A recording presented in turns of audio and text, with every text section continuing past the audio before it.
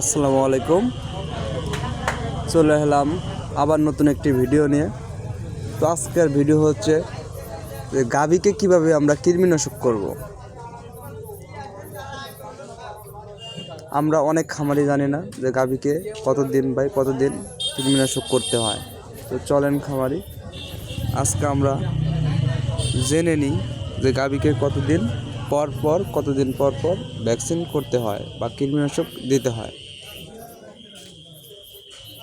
মূলত গাভীকে বছরে 4 বার কৃমিনাশক করতে হয়। তো কখন করতে হয় সেটা আমি আপনাদের বলবো। প্রথমত গাভী বা বাছুর 21 দিন বা 1 মাস, অনেকে 7 দিনে করে।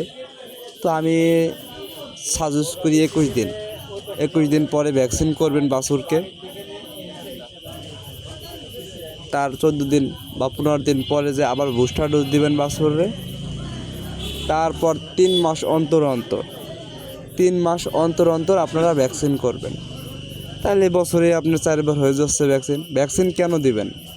দেখেন, আমাদের গাভী বা গরু বা বাছুরের সবচেয়ে বড় শত্রু হচ্ছে কৃমি। তো এই কৃমি যদি গরু বা গাভীর পেটে থাকে তাহলে আপনার গাভী বা গরু অসুস্থ হয়ে যায় বা আপনার যা খাবে তার ভাগ নিয়ে যায় কৃমিতে। ঠিক আছে?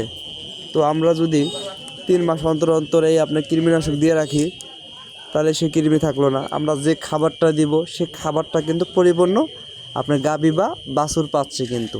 ঠিক আছে?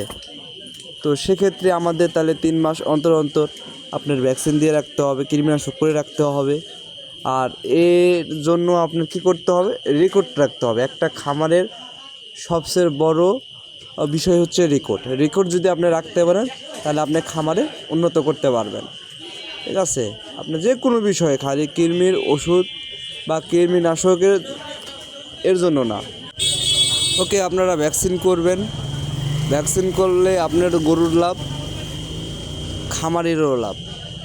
কারণ শত্রু যদি দমন থাকে লাভ একলাই আসবে। তো আপনারা সেদিকে খামারি ভাই ও বোনেরা সচেতন থাকবেন, কৃমি মারবেন, বছরে 4 বার কৃমিনাশক করবেন। ঠিক আছে? এই বলে আজকের মতো ভিডিওটি শেষ করছি। আবার দেখা হবে নতুন কোনো ভিডিওতে। ওকে, আল্লাহ হাফেজ।